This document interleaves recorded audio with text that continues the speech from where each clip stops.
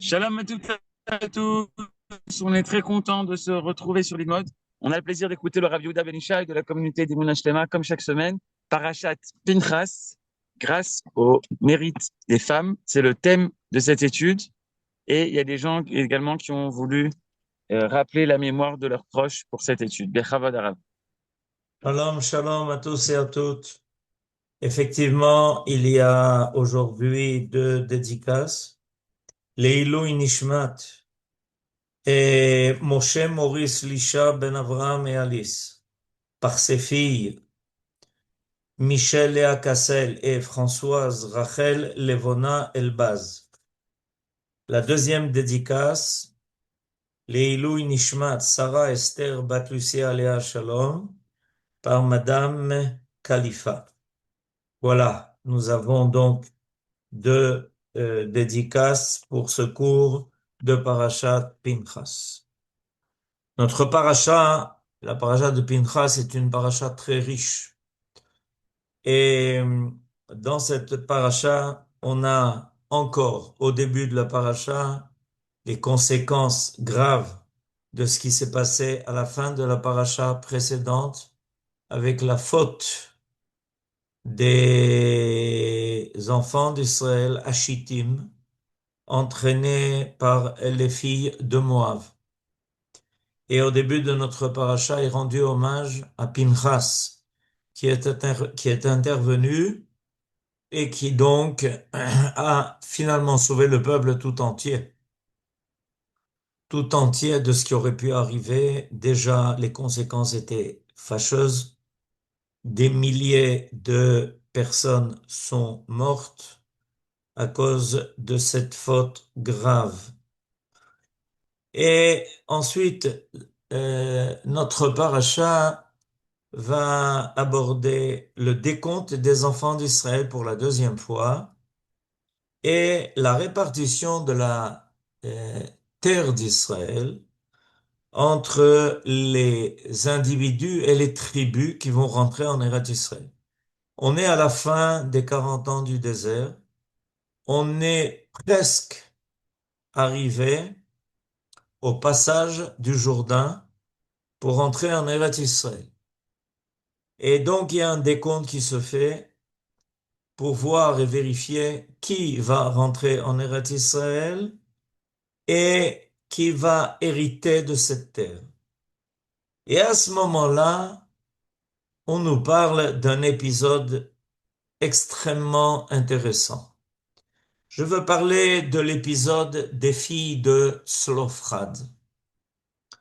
Les filles de Slophrad, 5 en tout, étaient les filles d'un homme qui lui-même est mort dans le désert et qui donc n'avait pas de fils. Et voilà qu'arrive le moment de la répartition de la terre, de l'héritage de ceux qui sont sortis d'Égypte entre les descendants qui maintenant vont rentrer en Eretz Israël. Et les filles de Tzlophrad, tout d'un coup, se présentent avec une question. Quelle est la loi quand un homme, un père, n'a pas de fils? À qui va son héritage? Alors, les lois de l'héritage sont des lois qui ont été données par la Torah.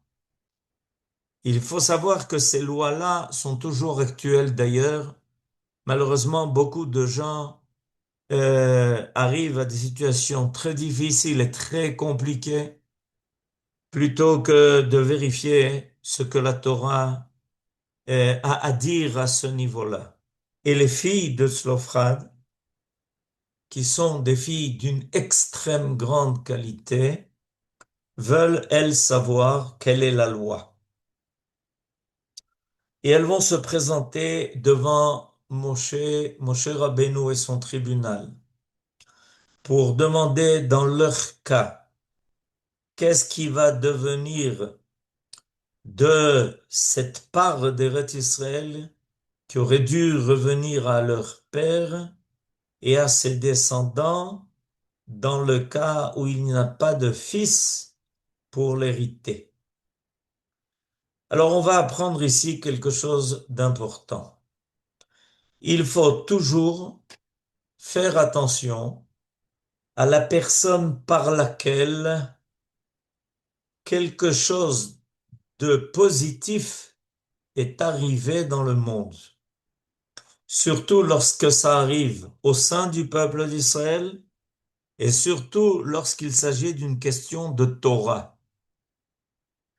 Voilà que les filles de Tzlophrad posent une question dont les Dayanim a priori à laquelle les Dayanim a priori devaient donner réponse, dont ils devaient s'occuper. Que faire quand on doit partager l'héritage d'un père qui laisse un héritage à sa descendance qui n'est que des filles?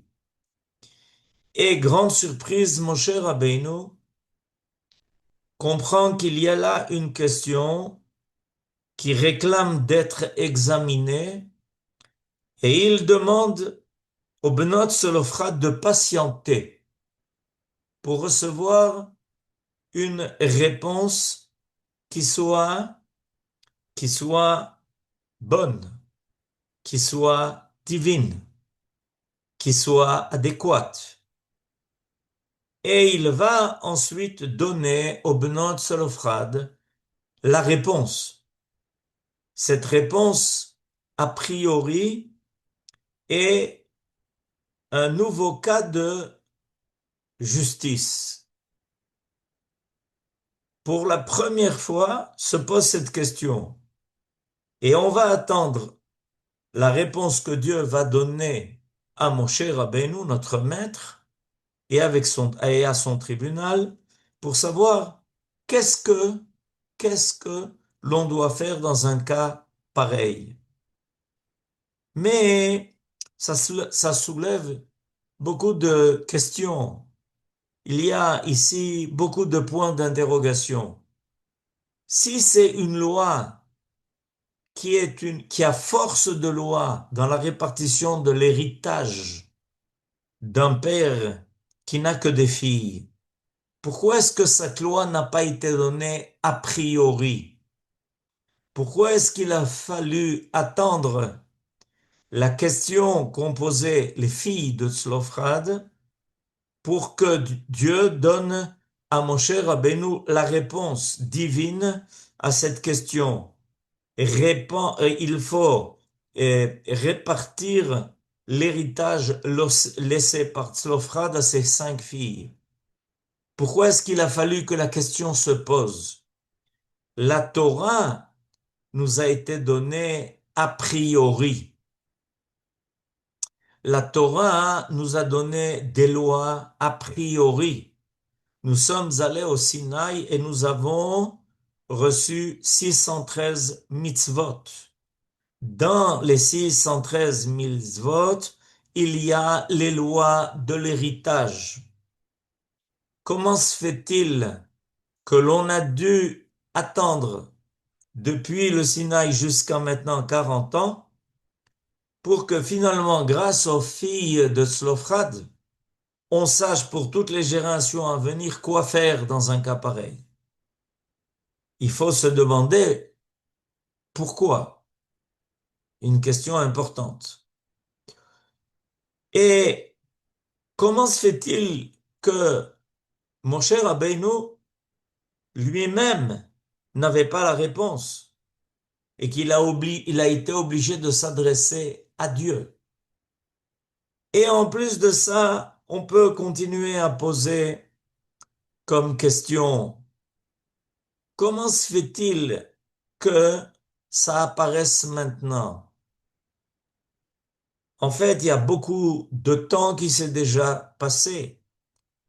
Et c'est seulement plus tard que l'on va enfin entendre les lois concernant l'héritage, telles que la Torah les envisage.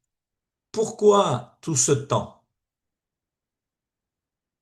Et c'est intéressant de remarquer que cette histoire des Bnot Zlofrad, elle a une place particulière dans la Torah. Elle a la place dans la paracha de Pinchas. Et là, je pense que on peut trouver, en fait, la solution qui va nous révéler quelque chose d'important. La fin de la paracha précédente est une paracha qui nous fait rencontrer deux catégories de femmes, de filles, les filles de Moab et la fille qui va faire fauter le prince de la tribu de Shimon, Zimri ben Salou, qui s'appelle Cosbi Batsur. Deux peuples qui nous en veulent, deux peuples qui s'attaquent à nous, et deux peuples qui se servent des femmes et des filles de leur peuple pour faire trébucher Israël. Dans quel but? Dans un but bien clair, celui de nous empêcher d'entrer en Eretz Israël. Quand on fait appel à Balak, le roi qui va devenir le roi de Moab, alors qu'il était euh, de notre peuple, lui-même, Balak, va faire apparaître à Bilam.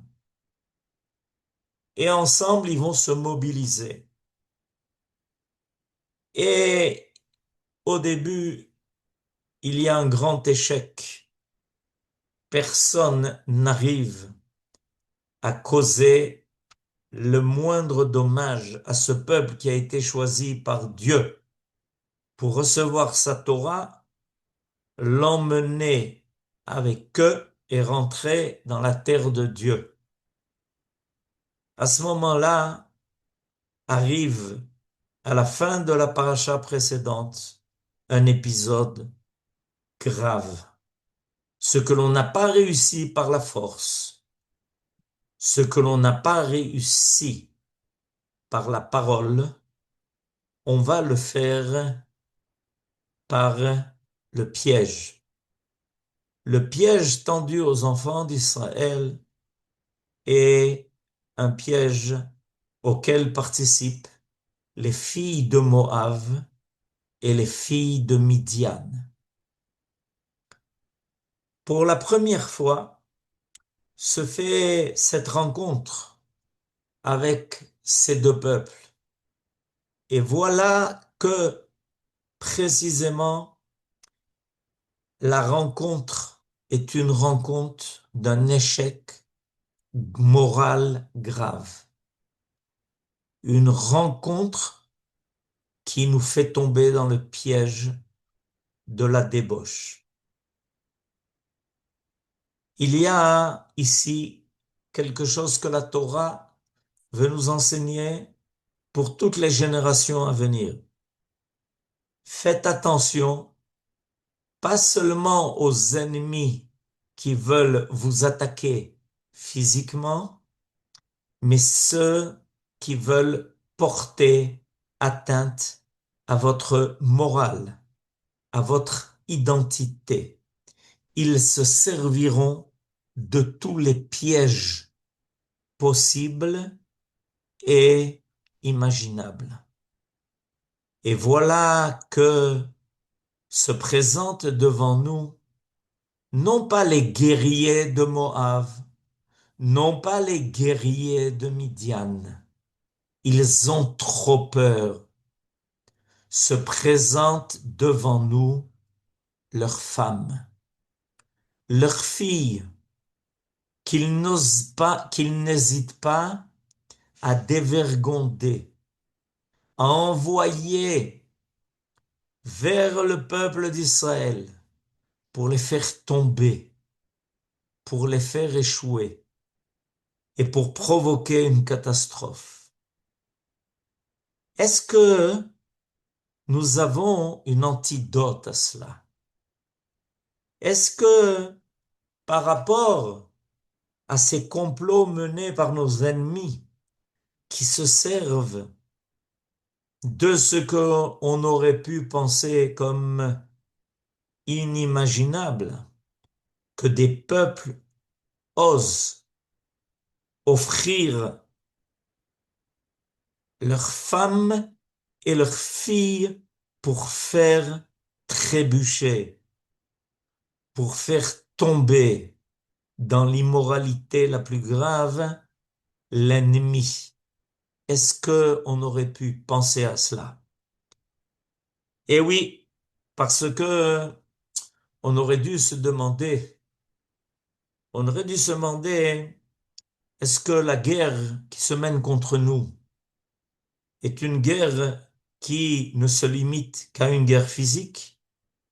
Ou est-ce on veut s'en prendre à ce que le peuple d'Israël représente, à ce que le peuple d'Israël est, à sa moralité, à sa noblesse, à sa grandeur, à celui qui est le descendant des couples parfaits de l'histoire, Abraham et Sarah, Yitzhak et Rivka, Yaakov, Rachel et Léa.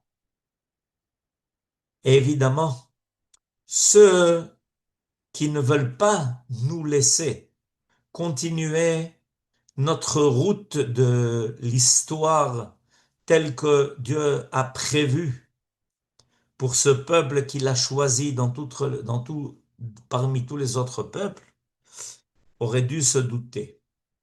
Mais, mais c'est toujours évidemment le piège.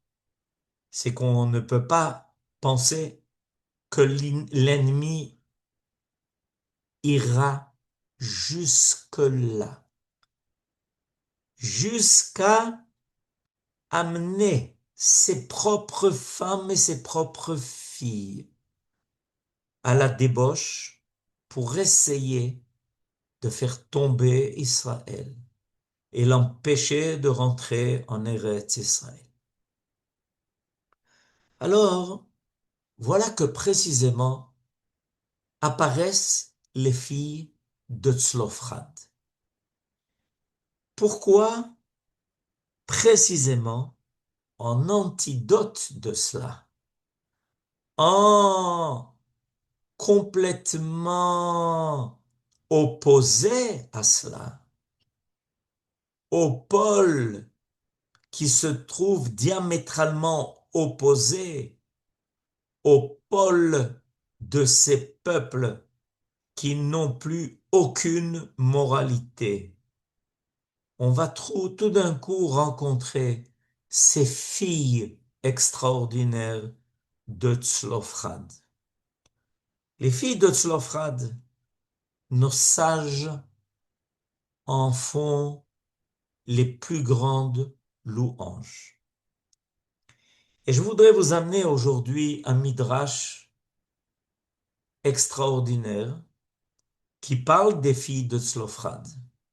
Mais avant de nous parler des filles de Tzlofrad, elle nous parle des femmes d'Israël, de ces femmes-là qui, depuis l'Égypte, ont été les femmes qui ont réparé ce que les hommes ont abîmé. Et je vous lis le Midrash qui se trouve dans le Midrash Tanchuma. Oto ador, anashim ayu godrot, ma she'anashim portzin. Ce sont les générations où les femmes réparaient les brèches que les hommes faisaient dans les murailles qui entouraient Israël. C'est pour ça que l'on trouve à l'époque de la plus grande faute commise tout de suite après la sortie d'Égypte, la faute du veau d'or, dit le Midrash, Ve'anashim lo nishtatfu b'maaseh ha'egel.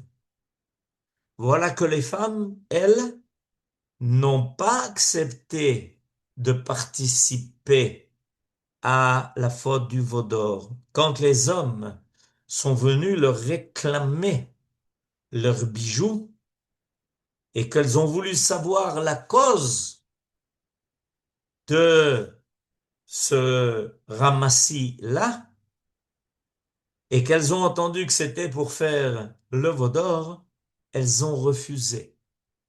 Les femmes n'ont pas accepté de coopérer. Elles n'ont pas accepté d'être associées à cette faute qui est la faute du veau d'or.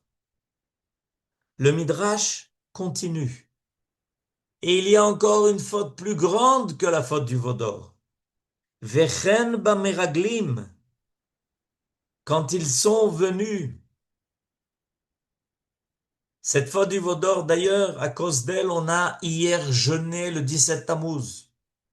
Et à cause de la faute des Meraglim, si les choses ne changent pas, on espère que oui, d'ici le 9 Av, on va être obligé de se lamenter le 9 Av à cause de la faute des explorateurs. Et nous dit le Midrash, Aval Anashim, Lo hayu immahem ba'etza.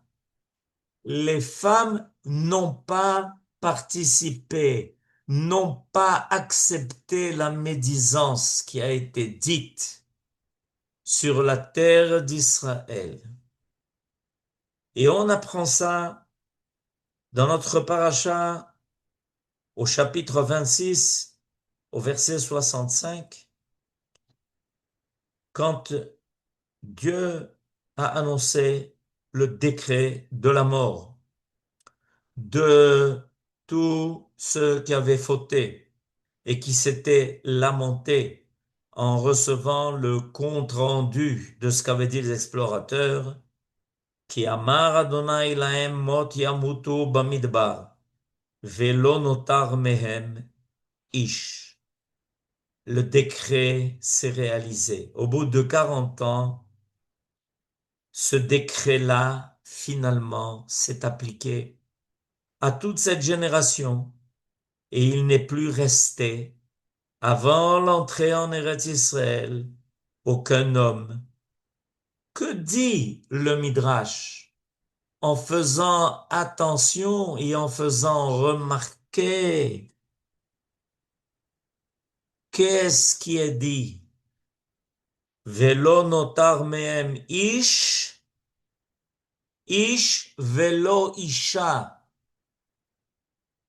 Les femmes qui sont sorties de l'Égypte n'ont pas voulu adhérer à ce que les explorateurs racontaient et elles n'ont pas fauté. Elles n'ont pas fauté dans cette faute des explorateurs. On peut continuer. Et dans notre paracha, quand on fait le décompte des enfants d'Israël, on nous dit quelque chose d'intéressant. On nous dit que lorsqu'on fait le décompte des tribus, il va être signalé que ces tribus-là, ces familles-là, elles vont recevoir un ajout à leur nom. Chapitre 26, verset 5.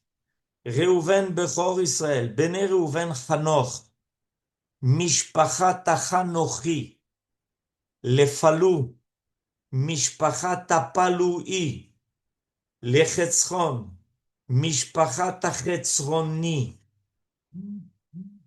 Qu'est-ce que dit Rashi? Les filles chez Ayu Aumot Mevazim Otam. Les peuples se moquaient des enfants d'Israël qui étaient sortis d'Égypte. Mais c'est quoi cette histoire où on essaye de vérifier la généalogie de chacun pour le décompter dans le camp d'Israël. Svurim em shelo shaltu hamitzrim be'imotehem. Est-ce qu'ils pensent, est-ce que ces enfants d'Israël qui font le décompte de leur génération en prenant soin de ne compter et décompter que ceux à qui on peut exactement vérifier quelle est leur ascendance, et s'ils pensent que les Égyptiens ne se sont pas emparés de leurs femmes, comme ça arrive toujours que les maîtres disposent librement de leurs esclaves, s'ils étaient capables de les asservir à plus forte raison, ils ont sûrement pris leurs femmes de bonne volonté ou contre leur bonne volonté. C'est pour ça que Akadosh Baruch Hu a rajouté à toutes les familles son nom. Comment? Au début du nom a été rajoutée la lettre Hei, à la fin du nom a été rajoutée la lettre Yud, Yud-Ke. Je répète, Hanor, Mishpachat Ha-Hanochi, Palou, Mishpachat Ha-Paloui, les Chetzron, Mishpachat Ha-Chetzroni. C'était le témoignage que Dieu lui-même venait en personne à témoigner en rajoutant son propre nom en disant, sachez que les femmes d'Israël, à une exception près, sont restées fidèles envers et contre tout et envers et contre tous. Alors, qu'est-ce que l'on découvre par ces enseignements? Que les femmes d'Israël n'ont pas accepté l'idolâtrie, le Hegel, le Vaudor. Les femmes d'Israël n'ont pas accepté le dévergondement, la débauche, même par la force auquel les Égyptiens auraient pu les contraindre. Les femmes d'Israël ont continué un amour sans limite pour Eretz Israël. Et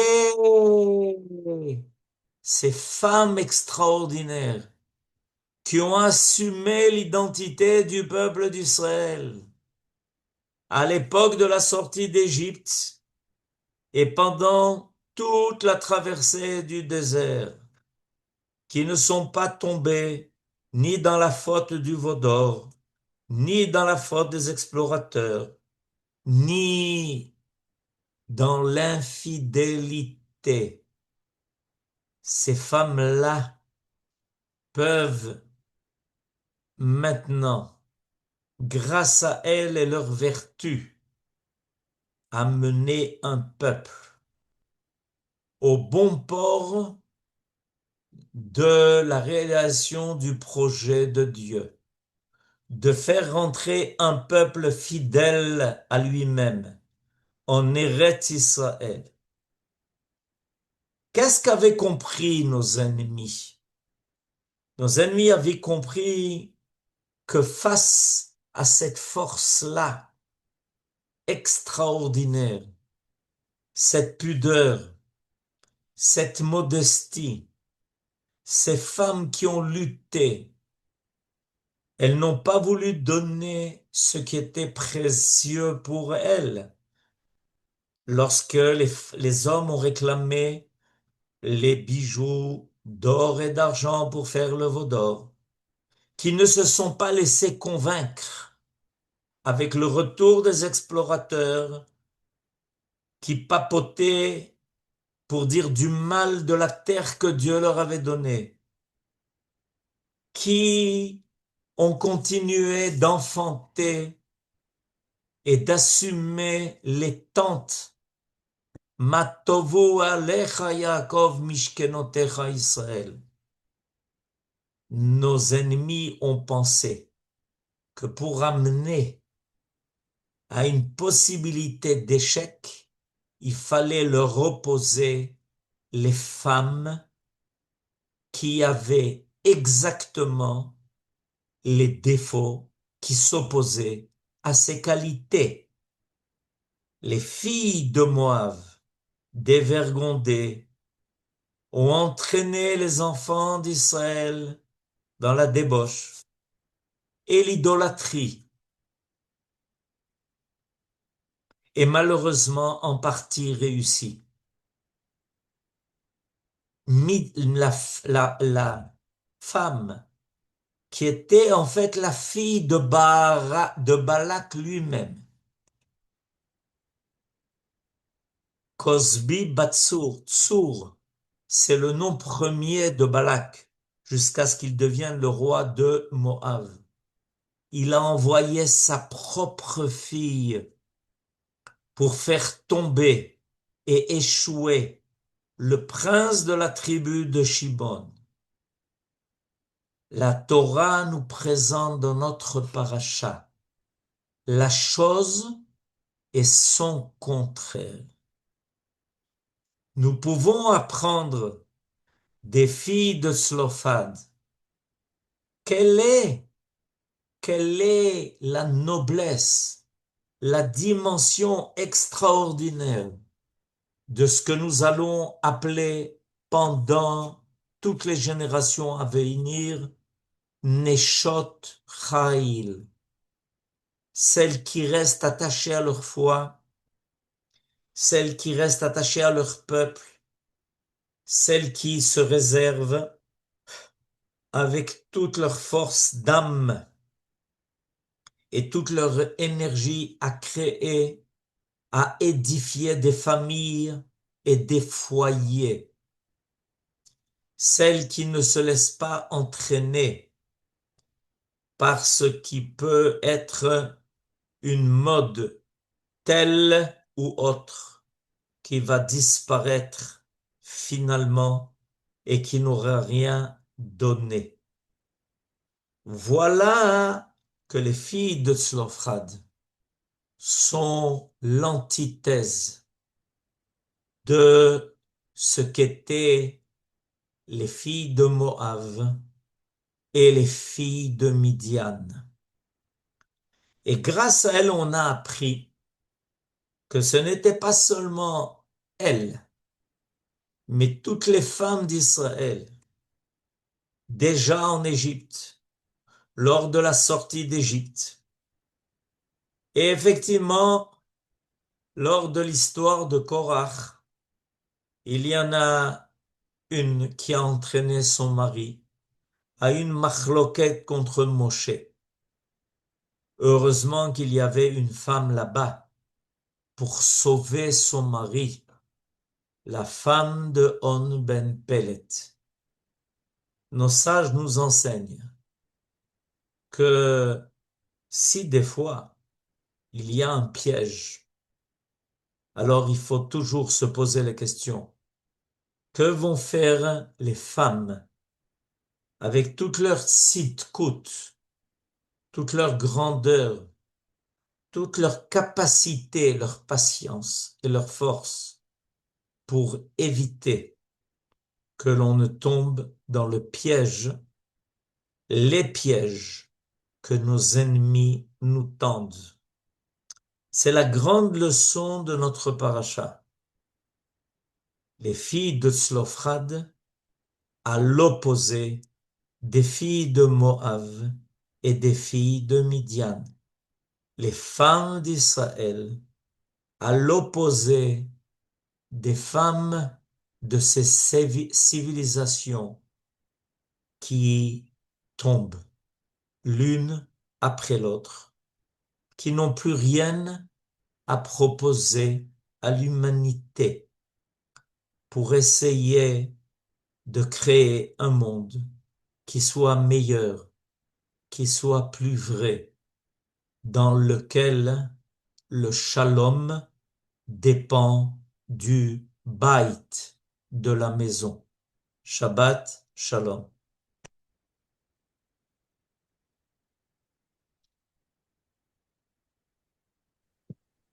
Shabbat Shalom. Shabbat Shalom, Shabbat Shalom Merci, à merci tous. beaucoup. Shabbat Bevakasha, shalom Shabbat לכולם. shalom, Shabbat תודה Shalom à רבה, tous et à תודה רבה. toutes. שבת Bevakasha, שלום לכולם. שלום. Shalom, Shabbat תודה. shalom, Arav. Shabbat Shabbat Shalom. shalom. Shabbat Shalom et merci. Shabbat Shabbat Shalom, shalom, Bevakasha. הרב. Shalom. תודה רבה. שלום. Bevakasha. beaucoup, תודה רבה.